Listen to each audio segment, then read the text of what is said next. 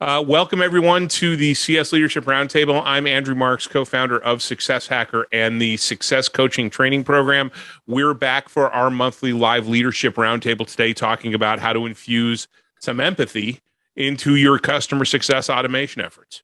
This free learning event is brought to you by Success Coaching, the world leader in customer success professional development training, now with more than 13,000 students globally on our platform. That number keeps changing. I love that.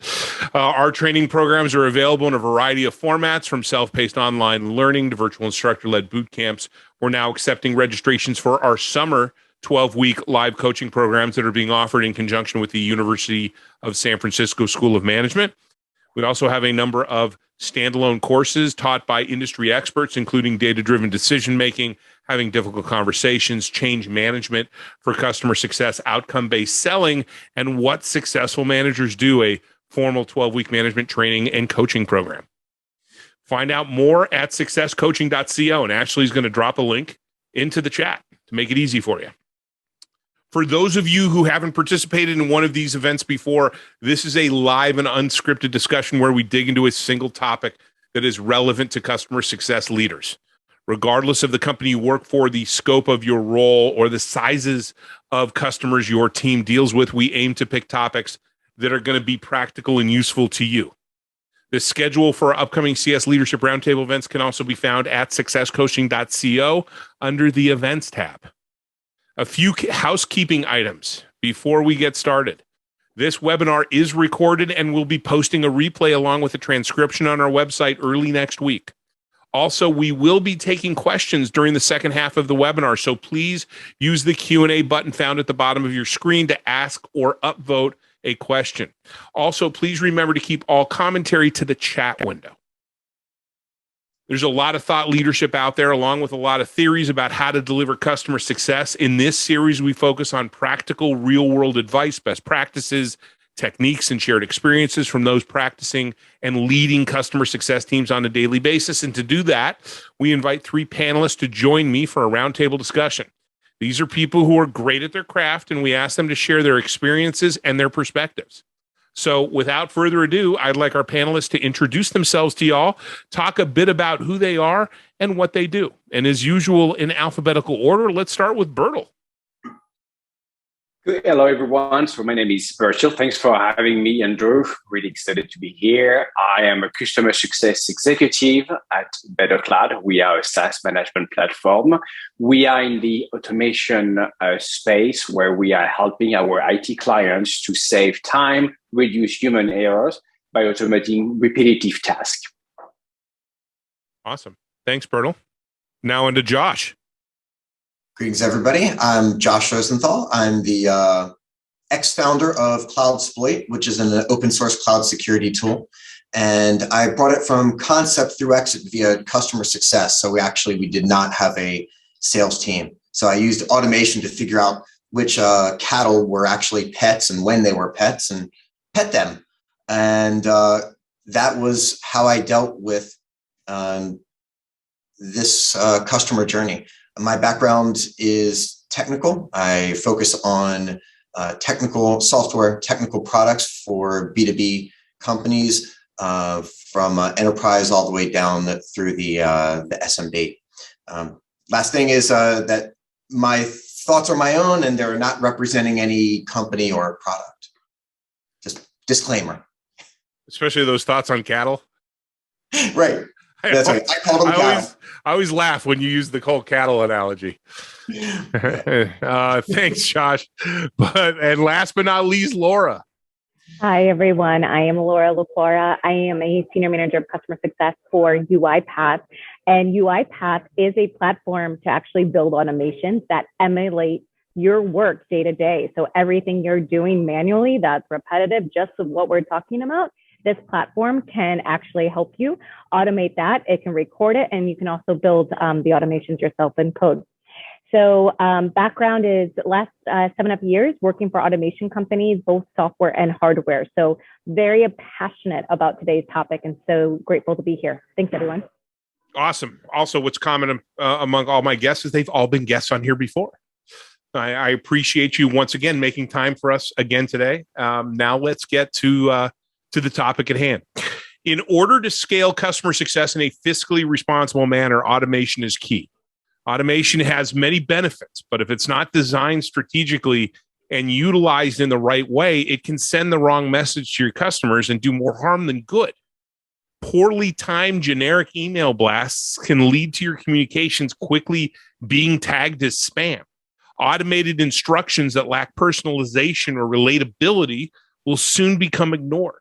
It's a necessary component for scale. So how can we infuse a level of empathy in our automation activities and personalize that messaging? I'm going to jump in here. So I found this great article by Gene Cornfield in Harvard Business Review. And the reason I'm bringing this in is he captures customers so well. He talks about they follow impulses, urges, whims, and preferences, often in unplanned moments. So we all get phone calls, outreach, as you're in the customer success industry, from your customers directly. And when we do journey mapping, when we're scaling, we're always from the customer lens. Company lens. We're talking about when we need to have a QBR, when we need to have them on board, when we need XYZ activity to happen. And he talks about customer performance indicators and looking at your journey and actually evaluating at each touch point, is the customer reaching their outcome, not the company outcome? So that's just one thing that when we think about customers and automation, that I like to think about is what is the customer trying to achieve throughout versus what are we trying to get out from our customers? That outside in thinking rather than inside out thinking. Yep. After all, just to completely agree, I mean, after all, this is about them, right? And I think that psychology is just too often overlooked in our data-driven mindset. And you're talking to a guy with a Master of Science in Operations Research, right? And we have to be humans when talking to humans, and we realize that people, lead with their hearts and then go and use their minds, their logic to go and justify these decisions. And it doesn't have to be complicated either, right? I mean, we can start really basic. I had a client once that they had a product, they had a usage-based product, and one of the challenges they had with this usage-based product is they needed to make sure that they stayed top of mind for their customers. And so instead of doing some generic email blast newsletter on a monthly basis to stay top of mind that would end up in a spam folder, what we did is we looked at their customer base and we segmented them across industry verticals, essentially. And we did some hand curating of some articles and some things that would be helpful to them, that they would get value from, that weren't generic, that were very, very focused on their particular industry. And that few hours a month of somebody hand curating that made a huge difference, because those newsletters that normally would be just some generic word salad of content that may or may not be relevant to someone, didn't end up in the spam folder. And let me add something, Andrew, to that. On average, when we think of how many emails we are receiving every day and how many emails just like standing on our mailbox, like I was preparing for this conversation, I did some research. We have an average of 200 email in our mailbox, and in average, people are receiving around 100 to 120 emails per day. And one thing that I think it's key here to have this a little more traction, back to your point, Andrew, it's, to me, beyond the industry focus, I like to focus on titles and activities, mixing size company clients, like by size, like from corporate enterprise to large account, strategic account, and reaching out to the Andrew, the Josh, and the Laura based on what is top of mind for them. If Laura is leading the HR system for a large company and Josh doing the same for a smaller company, most probably their pain point will remain the same regardless of the company size. And so being able to reach out with specific targeted content, no more than 3 or 4, will help them to actually read our content and engage with the customer success on the other side of the line. Yeah, this is the rise of customer marketing, right? Being able to go and figure out who are these different K-metoids? Like, who are these different personas? And, what to say to them and when to say it to them. But it's not something it's not something you half-ass, right? It's not something, it's not something you throw together. You want to ease into it, right? You don't flip a switch and say, okay, now we're going to automate. Right? It's great to be able to be thinking that way, but you've got to put a lot of thought into it. Like and you constantly need to fine tune it, right? Well, and so UiPath we're about 4,000 employees now. We went public last year, and at the scale we're at right now, you have product, you have marketing, you have customer success, you have account teams, you have a lot of communications going to our enterprise customers. And that's just, whether you're a small business or not, that's going to be the case. So you strategically got to understand and be tracking all the different pieces that are going to your customers and understanding it to the finite details of why is this being sent? What is the value, back to that value and outcome piece? And what are we hoping that customer does with it?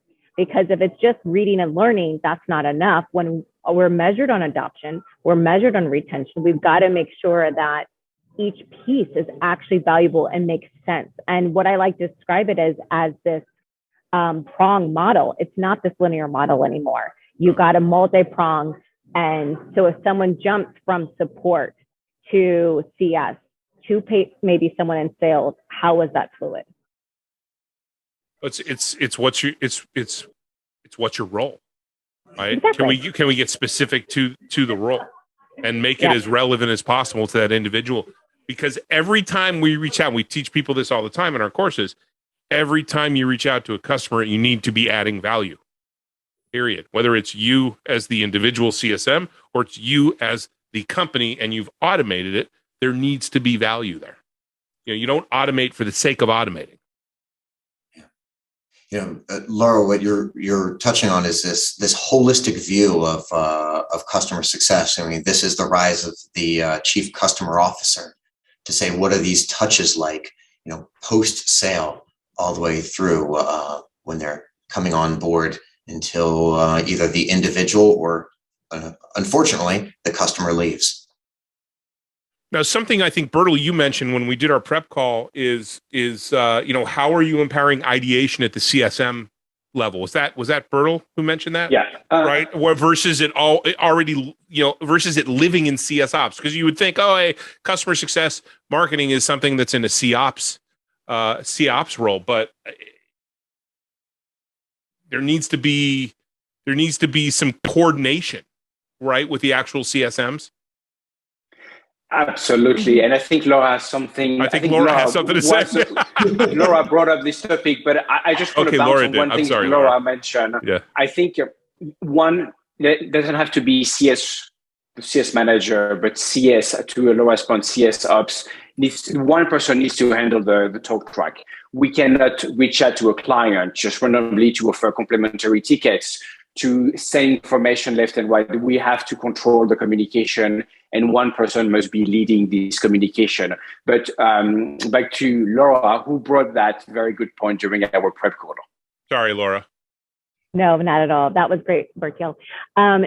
What I love about this topic is what we call the democratization of automation. So when you think about the journey, automation's not new. We've been talking about this for decades now, and it's been around a while. The problem is that customer success managers have to wait typically on IT or people or ops. And so how can you empower? We have it within our toolkit that we can build automations and run them. So the other day, just as an example, we have this amazing colleague named Andrew. These Andrews are pretty great. We had a VP say, I want a report that's coming out. I'm going to be sending this to you. He goes, wait a minute. I already have a bot to get that report out. So it's the reporting, it's the updating, it's the gathering of data that makes our job so hard. So how can we internally do our job better and get transparency across the org of how our customers doing? And then how could we initiate something with customers in the same vein. So I really like the idea of giving power to people to try things, test things in a controlled manner. That is so. It's funny. I just got off a phone call with a colleague of mine that we were talking about this very thing about reporting. I know this is a bit of a sidebar, but it baffles me that SaaS vendors have a hard time gathering data about what their customers are doing. I don't understand why that's an issue. Okay, I really I remember one of my early SaaS companies. We were a reporting company, and I'm like, why can you only give me logins? I want more of this. You've got to be able to give me more data than this. Yeah, especially for the SaaS, and especially looking at static data versus trending data. It's like this is the this is the new oil, right? And we, as people looking to automate, need to be utilizing it to go and engage. Earl, you're about to. Yes, thank you. What I was about to say is when you think of automation, you think of data. You cannot automate without data. Back to Andrew's point, today, when it comes to data and to Laura's automation with UiPath, I think it has to be a company-wide, regardless of the size, strategy. We need to empower the ICs, regardless the level, whoever has a contact with a client to have access to their CRM and ask them to update as much as possible. I'm speaking with Andrew, who is head of HR. Let's make sure that we add for Andrews under our CRM specific use case, what's top of mind, and being able really quickly to identify that. Then back to Laura's point, our CS ops is going to be able to extract this information and send the right content based on use cases. And this is, again, a company-wide initiative. If the IC, if the one who are in touch with the client cannot share this information internally via our CRM and another platform, this could be challenging to then have the appropriate communication with the client. We're talking, sorry, Laura, go ahead. No, I was just going to say, Andrew, it happens because we're all selfish. We all want the software that we need to meet our team's outcomes and KPIs. And all of a sudden, even the smallest of companies, we start buying for marketing, we start buying for sales, and you start buying for products.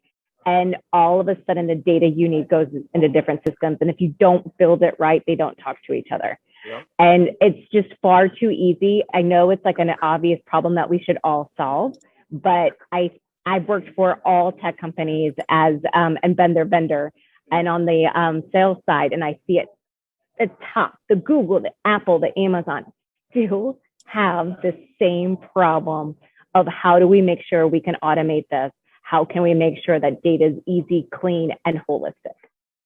So jumping on exactly this, in this conversation, our preconceived notion is that we're talking about the engagement to the end user, but we can also use that same data and same automation to most easily communicate with our teammates. And one way that we can talk about this internally, just as a simple use case, is the ability to drive adoption via the support channel, right? Thinking about the customer success engagement holistically. What is support? They want to come in, the person wants an answer. The goal of support is to close the case as quickly as possible. They have metrics like first contact resolution. But if you go and say, hey, wait a minute, yes, of course we need to do that. No debate on that. But now the support person knows that, hey, wait a minute, here's a use case that either the the CSM is driving, or that their usage data shows might be interesting, that they can say, hey, by the way, here's a great answer to that question. Oh, by the way, did you want to try this other thing? Right? They can say that and present that and somehow guess the right thing to say at the right time based upon that automation and being able to make better suggestions and drive adoption holistically. I love the idea of driving adoption holistically. Speaking of which, I would like to drive some adoption of questions. So we do remember we are taking questions here. So use that Q&A button at the bottom of your screen if you have any questions. Bertel, did you want to add anything to that? You took yourself off mute. Yes, and just wanted to share, it's one of our initiatives here. When you think of a customer success manager as an individual contributor, it's always challenging to reach out to the client directly with some value-added content. Obviously, you want to address some of their pain points, but you really want to be as proactive as possible and think outside the box. And on one hand, you have the automated communication that being managed and handled by the CS ops based on what we discussed, but as well, back to Josh and Laura's point, we're currently working on that here as Better Cloud is how can we empower the IC as a customer success to include in our communication, day-to-day communication, value-added content that's going to enable the customer or the user to do more with the platform without the way that you automate that without spending too much time for the IC to look into what to add. And so this is a part that can be automated internally to enable us to be more proactive and spend less time trying to figure out what will make the most impact. Let me offer something that I did back in CloudSploit, and tell me if you feel like this is kind of bridging this gap. But one thing that I would do for re-engagement was make a super simple text-based message that would go out, and I would update it every few weeks with something new. But the email was like simply, "Hey, saw this article and thought of you." 3-word bullet, 3-word bullet, and then an open hyperlink to the thing, right? And obviously, it came from me or whomever it was that persona. But simply by saying, "Hey, here's just something that might be of interest to you." It could have just been a neat article that I took off of something, in this case, within cloud security. And therefore, it was a touch point. It was not salesy. It was not pushing an agenda, but they saw who it was from. Obviously, the word CloudSploit was there. They saw the name and could easily go and say, "Oh, you know what? I haven't thought about those guys in a while," and re-engage. Had very good effect. And it wasn't overwhelming. I like the fact that it was simple, straight to the point, net things out. You don't be, if you want to be top of mind to your customer, what you don't want to do is send them War and Peace in an email, right? And you want to make sure that you're leading with the stuff that is most important, going to be most important to them. One thing I love doing, Josh, back to what you just said, is what we're moving to another topic, so still around automation, but really how to re-engage with clients who have been ghosting us as a vendor. And one thing that I found quite powerful as well is quoting the CEOs. But then we move to another topic, not related to what we are speaking of, but maybe in a future conversation, Andrew. Yeah, for sure. Mm. Yeah, in this, Bertel and Andrew, you're bringing something that we're talking about simplicity, and I think about the concept of reducing cognitive load. So there's an Australian educational psychologist, this guy Sweller, and he's basically saying, "Hey, humans don't like to think, right? We can get over choice, and that is a problem, right? That causes people just to slow up and go on to the next thing because it's just too much." Yeah, I like giving people choices, but not too many choices. Right. It's actually a tenet of support, right? You want this or that. It's how I dealt with my daughter when she was 3 years old. Do you want to wear the sandals and the tennis shoes to school today? Not, hey, what kind of shoes do you want to wear? Right? Red or green? What shirt do you want to wear? Red or green? So what about I think we've talked about the benefits of utilizing automation. So how do you incorporate automation into playbooks? Right? We're not going to necessarily automate entire playbooks. Where do we start thinking about, though, automation when it comes to playbooks? The way I approach it, so when I was a smaller company, the journeys were based on, and I like the question, the Q&A, low touch, high touch, and I can speak to that as well. But what I think it's pretty simplistic. Onboarding, that's a key area. You could start there. What are some follow-up items that as they're going through onboarding they need? But then there's other touch points in other places. So if there's a key part of training or a key part of webinars and new case studies, there's just a very easy playbook thread that says, okay, invite goes out. Next thing, okay, they attend. We got confirmation they attend, and then the follow-up comes up that says that it's directly from the CSM of like, hey, I noticed you attended this. Here's 2 things you could do next to help get more out of the platform and get 10% back or something like that. So you start taking these events, creating the plays off of them and making it really simple. But it can obviously grow from there. But that's where I personally look to start. Yeah, is making it event-based. I had one client that they had limited resources and they had a growing customer base, and they said, how do we scale?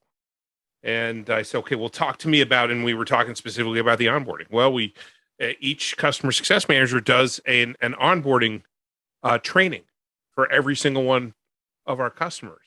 And I said, is this onboarding training, pretty consistent across the board? And they said, yeah, about 80-90% of what we talk about, we're just repeating. I said, well, then right there, you've just answered the question. We can record that, send it to them, and then take your 90-minute onboarding training and reduce it to 30 minutes that is focused on just the gaps, right? That customer didn't grok either didn't grok or during the pre-recorded webinar, or need some additional help, or need some, there's some uniqueness to their to the way they want to use your solution. And almost instantaneously, she said, "Oh my God, that was huge. That totally changed our ability to scale, to meet the growth." Right. So things like that. Let's get to some of these questions. We've got a few more in here.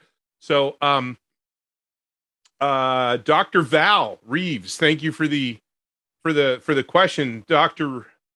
Reeves asks, how often would you recommend sending automated emails to low touch versus high touch accounts? And it looks like, Laura, you wanted to jump in on this. So yeah, let me jump answer in. away. So I think it is really dependent on your customer and your company and the product you're offering. So, and the persona base. We've talked about this already, but executives need a lot less communication, but they need the data that matters. And most of that data is around revenue growth, cost savings, and the impact your product's making. And then keep driving a top-down support of the initiatives. When you think about the end user, prompting their behavior, if they're every day in your application, there's a lot of things that they might not know that they could do with your product. There's a lot of things that they might, as resources and services that are free from your company that you offer. So I think you've really got to think through, and once again, go back, where in an everyday week does a person need to hear from our company, and what is the value that's going to do, and what's the actually end action or result? And anything that doesn't meet that, cut it. You don't need to over communicate. The communication just has to be high value when you do. So true. Josh Bertle, anything to add?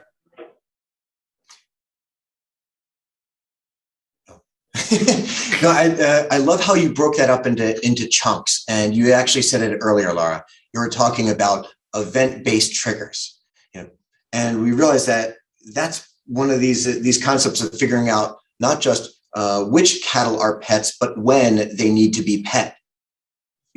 Hey, I have a flow I want to do. How do I keep that momentum going, right? When do I touch them? So I know the question is saying, in a high touch and low touch environment, but as Laura, as you already said, what's your persona, right? And how often do they touch it? What, although it also is the pace of your product. Is it something that does a weekly scan? Well, no point in being in touch with them daily, right? And then you can also go and look at things like, I think we brought up earlier, last login, and recognizing that, looking at the trend of last login, will give you an idea when you should touch somebody. So if they're going and logging in every 2 days, but you see a large variance, well, wait for that variance to get outside of the second or third standard deviation, and then go and send them some, hi, saw this article, thought of you type email. And sometimes it could be that simple to go and get into their mind. Absolutely. And just wanted to add something of Laura and Josh as well. One thing I really like doing is diving into the data, the usage, focusing on the practitioner. If you capture the practitioner, you then have a better chance to capture the executive team, the executive buyer, by providing why they should renew with you and why should they grow. And so it's a very good opportunity when you look at the usage, how often, let's say, workflow is failing, why they're failing, and providing value and content. I love this outreach, but I really enjoy having this email with no more than 1 to 3 people working with the same team to add direct value and be very, very specific. Again, back to the point, low touch, high touch. This has to be a high touch or an opportunity with a growing account that we can double or triple the investment with us. And then we have to make this strategy decision that cannot be automated as of today. Why should we invest more time with this smaller account because of the potential growth? Why should we spend less time with a large account because this account are only exclusively going to use us for one product, one module, and we're going to renew this account yearly. So, sorry. Berto, you are pointing a flashlight exactly where the art meets the science. Yeah. Sorry, go ahead, Can Laura. I steal something real quick? Brian LaFile, one of the best out there on automation at scale. He's over at Google, but came in from the acquisition of Looker. Yeah. So he talks significantly about the fact that they've created a model that actually ends the CSM service. After a point in time in their journey, they set the expectation that they had a very high touch, massive high touch, and he was challenged at an executive level that said, we can't give you more headcount. You've got to manage thousands of customers. What are you going to do? So his argument was, once he got the customers to a certain point in their journey, it's now maintenance. It's right. That first year that was so important. And I think that's interesting. It's depending on your product and what you're doing. There are ways to flip on its head how we don't always have to have CSMs for everybody. We can do grouping models. We could take large customers and create a different type of model, but it's setting that expectation and communicating that's going to be so magical in that. But I have to give big credit to him because he's done some amazing things in the marketplace discussing this challenge. Yeah, you could do this the shared services type of model. You can round robin support type of thing, not support success. With larger customers, the first thing I thought of was the technical account manager, the TAM. So it's a customer funded resource, so that changes things quite a bit. And I think that we could have just responded with it depends, right? There's a lot of dependencies on what your product is and who your customers are and the different roles that you're typically typically dealing with. I think that and you have to make some decisions on who are the customers that we want to spend high touch on versus low touch.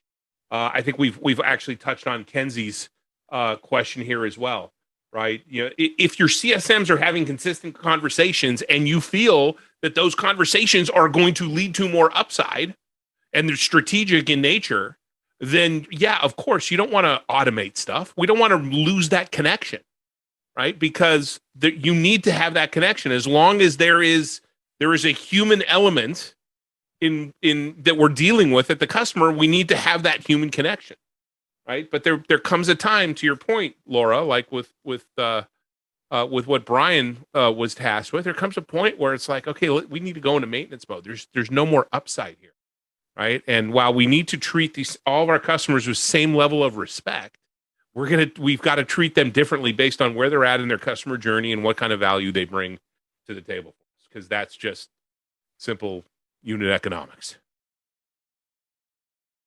Awesome. Can you hit the done button on your question?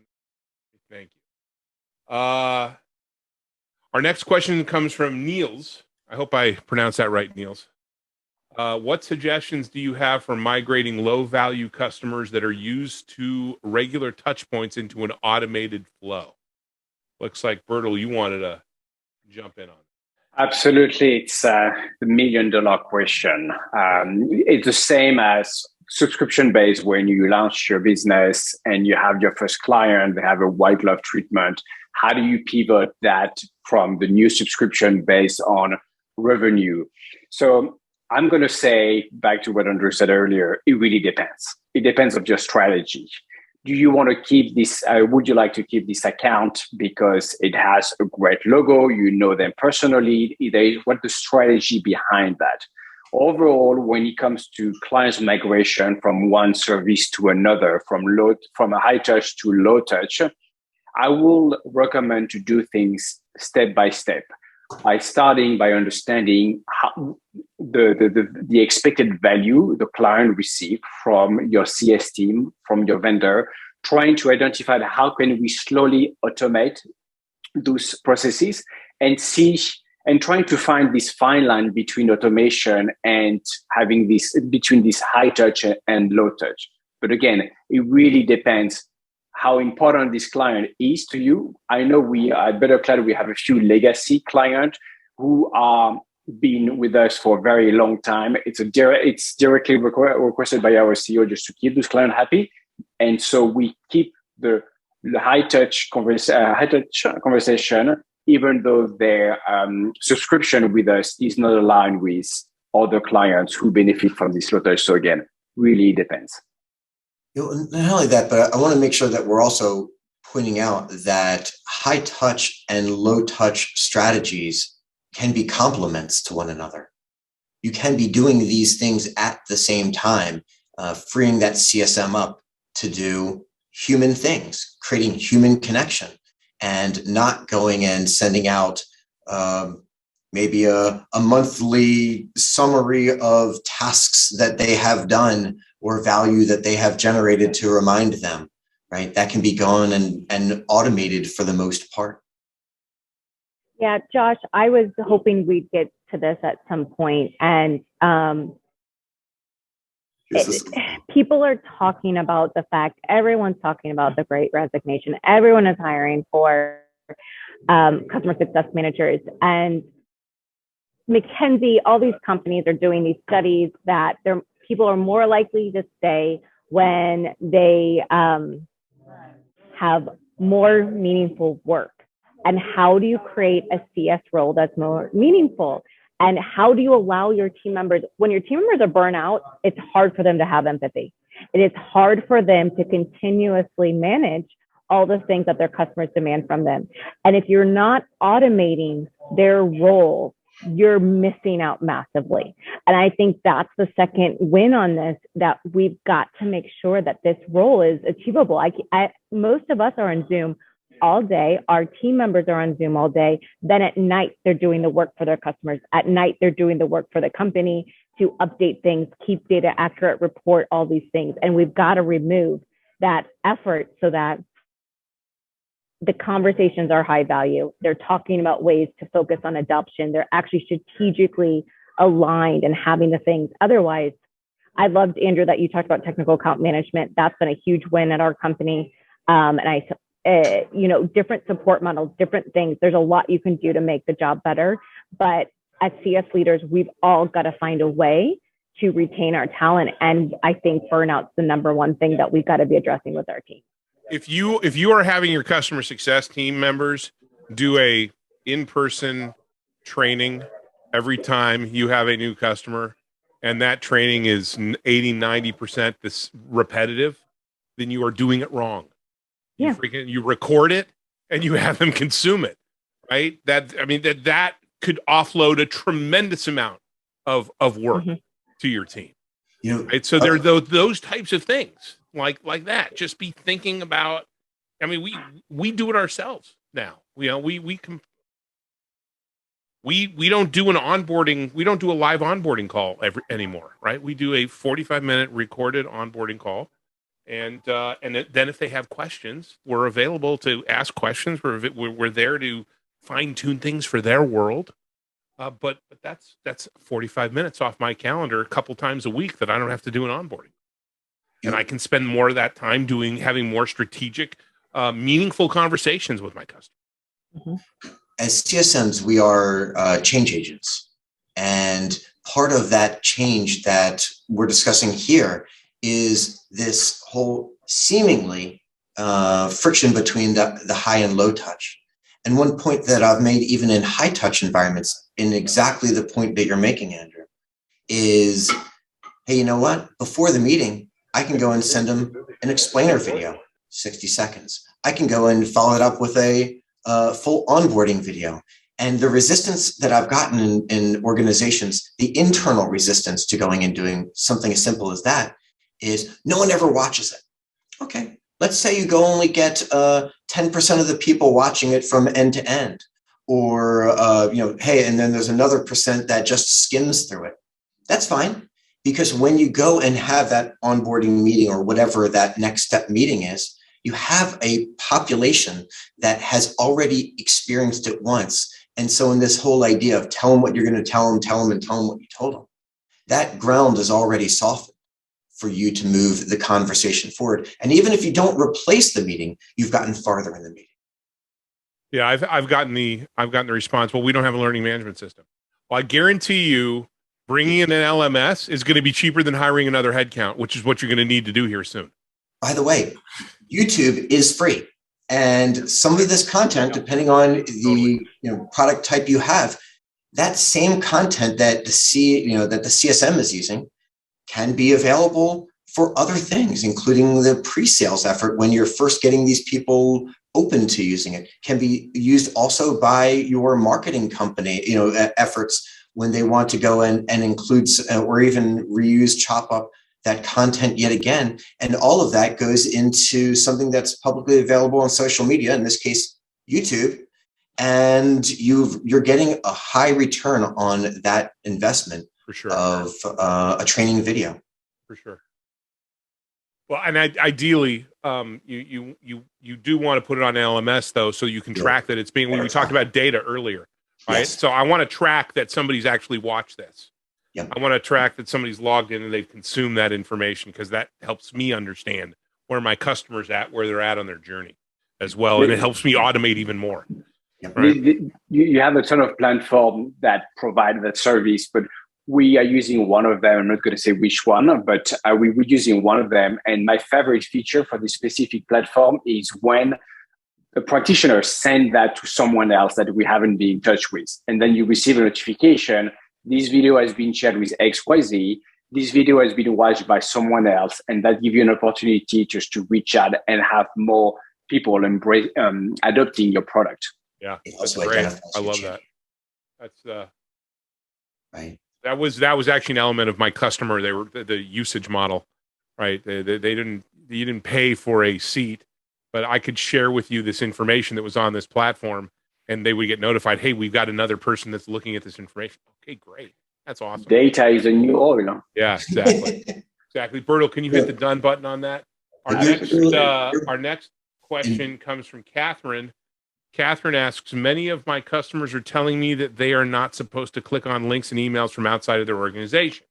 They're getting in trouble from their internal IT departments when they make mistakes clicking on phishing links. So the thought is to just not click on any link. This makes it so hard to get their people to use our website. Any suggestions for creatively dealing with this when we're trying to direct them back to our website? It looks like Laura's got some ideas. Yeah, just quick. I would ask, why do they have to go back to your website? What is there that needs to be? Is it part of the product? Is it resources? Because you could start putting them very simply, start breaking it out and put them in the email itself. You can use Loom or YouTube or anything, get your videos embedded so that someone can play that right within email. If you want to get in depth, to have them have a login in place that they actually go through onboarding and use a learning platform. I mean, there are so many different ways that you can have a place people know to go to participate in onboarding and be a part of that customer journey with you. But the other approach is don't make it link out. What can you get into the content of an email that's going to go through past the email security system, the items, and approach it that way? Because I just don't think work around the limitation versus letting it stop you from the actual answer to get them to your website. Or what can you embed in your app as well? Exactly. So log in and go here. I deal with this inside of cybersecurity, right? The idea of sending a hyperlink to somebody that is a hands-on cybersecurity expert, they won't click on that link, no. Right? But what they will do is they will go and copy, check, paste it in. And, that's a possibility. So while Laura, I'm 100% with you. If there ever is that need, sometimes you just need to be a little bit blind, and you can go and track that user into your website, and then once they log in, then you can go and figure out who it was that came and match it up later. That's one way. And another way is going and creating your own URL shortener, basically a landing page, if you will. A bit.ly link, and just say type this in. Right. Don't embed the link in the email itself, right? Well, not only that, but you can go and add that same bit.ly style URL shortener to your own domain name, right? And therefore, and this is something that you would have to work out with your website, whoever hosts that. But therefore, you can go and say, it's acme.com/ABC123. So back to Josh and Laura's point, here at Better Cloud, we are working exclusively with IT managers around the security and trying to automate as many processes as possible. And we have released new features that we call the send from. So essentially, whenever there are actions that we need to be taken within the organization, we know the user who doesn't know Better Cloud will receive an email at thecompany.com. So it's internal. So not saying this feature is available to everyone because we are working exclusively with IT departments, but you as well can work with their marketing team to actually leverage their intranet, leverage their own email address to share content. And it goes back to going to capturing the org chart for the customer success, going beyond the practitioner, really working with the executive team and providing the value of why this should be available on the intranet, why this should be available under their own company email newsletter. And I've been doing that as well in previous experience. But this, when we reach this level of partnership, then it makes you as a vendor very sticky and really hard to replace. Yeah, I like that. And that's what we want. We want to be sticky. All right. Thank you. And then looks like we have one final question from Stella. Stella asks, where can we infuse more choice for customers within the customer journey? Where can we infuse more choice for customers within the customer journey? What do we mean by choice? Yeah, that's what I'm. So, Stella, you want to add some more context? You're still here. You want to add some more context in chat on this one? While she's doing that, just fill some air. Okay. I talked a little bit back about the whole Alvin Toffler overchoice issue, right? And figuring out when to go and offer what. And Andrew, I think that you had mentioned, do you want sandals or do you want shoes? But being able to go and use your data, as Bertil, as you were mentioning earlier, being able to go and use your data and to know what to offer when is an option that will help there. And therefore, keep in mind, especially when you have a product that can do 100 things, Laura, I'm looking at you, right? It's what is a next good subsequent use case for that group? Reading at Stella's comment, there is one thing that just jumped on mind is Stella, as a consumer, like for example, my wife asked me to repair the kitchen faucet. I have no idea what that is and how that works. Not being French, but I'm not competent. But the first thing I did was, all right, I'm going to YouTube how to. We end up to be a total disaster. Like I was able to flood the entire kitchen, but still was part of the learning process. But my first thing was YouTube video, and so people are enjoying that. And while I love the idea of providing the client's choices, back to Andrew's point and to my 4 years old, I like to give dilemma to my clients. It's like it's either or. If we overflow people with too many options, we don't get the right outcome. Andrew, I can share content with you by video, or I can share content with you by, other type of content. But I would say removing yourself from options, but really focusing on dilemma, either or. Yeah, I think onboarding, I understand what you're saying, Stella. I think onboarding, though, is probably one of the places where I don't want to offer a lot of choices. I want to be prescriptive, right? Because it's all about time to value. And I offer too many choices. Either they're gonna take their time, or they're not going to make the choice that is necessarily going to get them to value as quickly as possible. But I think it's, I don't think there's anything wrong with saying, hey, by the way, we have this pre-recorded video. When you're further on in the customer journey, we have this pre-recorded video. We also do these live webinars, right? It's just like what we're doing here, right? We offer a live webinar, and then by next Tuesday, there's going to be recording of this with a transcription on the website, right? So you have those options, and I think there's nothing wrong with those options. I would just be personally, I would be careful about, like what Bertel says, like what we've all said. I'd be really careful about offering too many options, especially in the onboarding, right? That is a major moment of truth. That is not where you want options. That's where you want very prescriptive, do this, do this, do this, do this. The better we can manufacture success, infusing empathy in it and personalizing it and making it relatable, but the better we can manufacture success, the more likely we will have an impact on what we're all trying to achieve. And that is value for the customer and increase customer lifetime value. Building on this momentum is exactly it. And keep in mind, especially at an enterprise organization, you might be able to get multi-threaded. So you go and get the product set up and configured so that way anyone can use it. They can go forward with one of their use cases. At the same time, especially when we're talking about that whole TAM walking the halls concept, you can go into a completely different division, hopefully, right? Different organization, or even on the same team, and find ways to move each one forward at scale, hopefully, by supplementing your effort with automation and providing what that next use case might be. Because when the onboarding is done, all of those use cases are now off the table. Is a good first task A? Is a good first task B? Give people choice and get them going. Yeah, exactly. But limit it. All right, one more question here, Jorge. Our platform offers SaaS for some of our modules, but we also have a product that is a business process management service, and the CSMs have a lot more tasks to do for this because it entails more communication with different teams. They have to analyze a lot of information manually.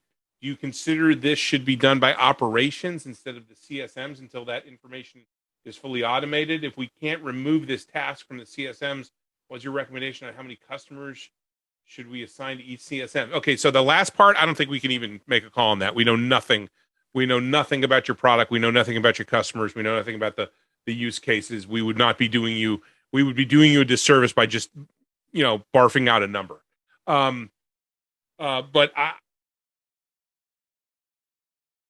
I still think when you have a lot of interaction, personally, what I've actually done business process automation. You can still automate some collection of information, right? Almost like a configurator, right? What kind of process are we going to be configuring? Once again, you can be prescriptive, right? If you have a standard set of use cases that customers purchase your product for, you can come up with, hey, does this process look right? Is this close to what your process is? Okay, that's great. Let's start there. All right, now let's break that down. What things on here are the same and what things are different? there are ways in which you can automate the collection of data, right, that still offloads a lot of work that the CSM is doing, and they're just presented with this, okay, here's a readout of what the customer has, the selections the customer's made, and now let's go ahead and give them a recommendation on how we think their process should be should be architected. But you can still, once again, automate the collection of a lot of that. Laura, I would assume that's kind of what your product could be used for, what UiPath could be used for. Yeah. And I'll pitch, we got a free academy. So there's a lot of materials out there and content to start learning better ways to do this. So take advantage of the free content that's there. Yeah. Awesome. I love Josh's question because the data, and I wrote an article a few months back. I'm thinking of data like my son's Legos. Out of the box, it's just a bunch of colors, different shape, and we don't really know what to make out of that. And yesterday, my son said, "Oh, I want you to build that."